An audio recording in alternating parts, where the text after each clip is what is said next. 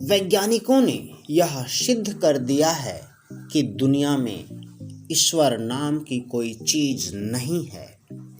फिर भी जब सारी शक्तियां क्षीण हो जाती हैं, तब ईश्वरीय शक्ति कार्य करती है। जंगल में एक गर्भवती हिरण पीड़ा से व्याकुल बच्चे को जन्म देने को यातुर जंगल में इधर से उधर सुरक्षित स्थान की खोज में भटक रही थी।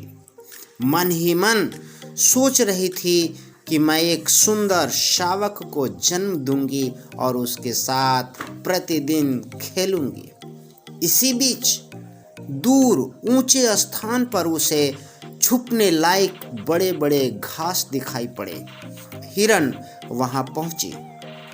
वह बच्चे को जन्म देने के लिए घास को ठीक कर रही थी कि जोर से बिजली कड़की और वह डर गई। उसका रूह कांप उठा। उसने देखा उसके दाईं ओर एक शिकारी उसका शिकार करने के लिए धनुष पर बाण लगाए निशाना साधे बैठा है। उसके बाईं ओर एक भूखा शेर उसे दबोचने के लिए गुर्रा रहा है। उसके सामने जंगल में भयंकर आग लगी है और आग उसके ओर तेजी से बढ़ रही है। उसके पीछे गहरी खाई है जिसमें जल की धारा तेज गति से बह रही है। अब क्या होगा? क्या हिरण बच्चे को जन्म दे पाएगी? क्या शावक सुरक्षित बचेगा? क्या शिकारी हिरण को छोड़ देगा? क्या भूखा शेर हिरण को खाए बिना वहां से चला जाएगा? क्या जंगल की आग हिरण की ओर नहीं बढ़ेगी? ऐसे कई सवाल मन में गूंज रहे थे। हिरण स्वयं को शून्य पर रखकर बच्चे को जन्म देने लगी। उसी समय जोर से बिजली कड़की। शिकारी का निशाना चूक गया और बाण सीधा शेर के आंख में लगी। शेर दर्द से कराहता हुआ शिकारी की ओर झपटा। डर से शिकारी भाग गया।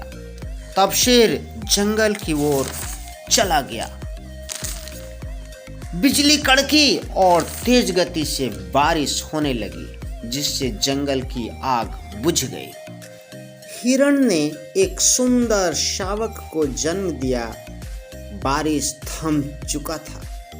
हिरण अपने प्यारे शावक को पुचकारने लगी। दोस्तों, हमारे जीवन में भी कई बार ऐसे ही क्षण आते हैं जब हमारे पास कोई विकल्प नहीं बचता।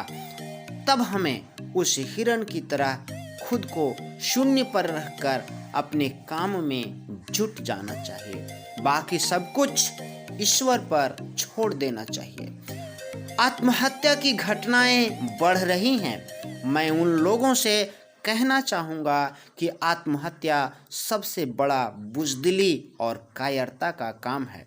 उस हिरण से हमें सीख लेनी चाहिए जो चारों तरफ मौत मंडराते हुए भी खुद को शांत रखते हुए जीत गई। फिर मिलेंगे अगले वीडियो में। नमस्कार।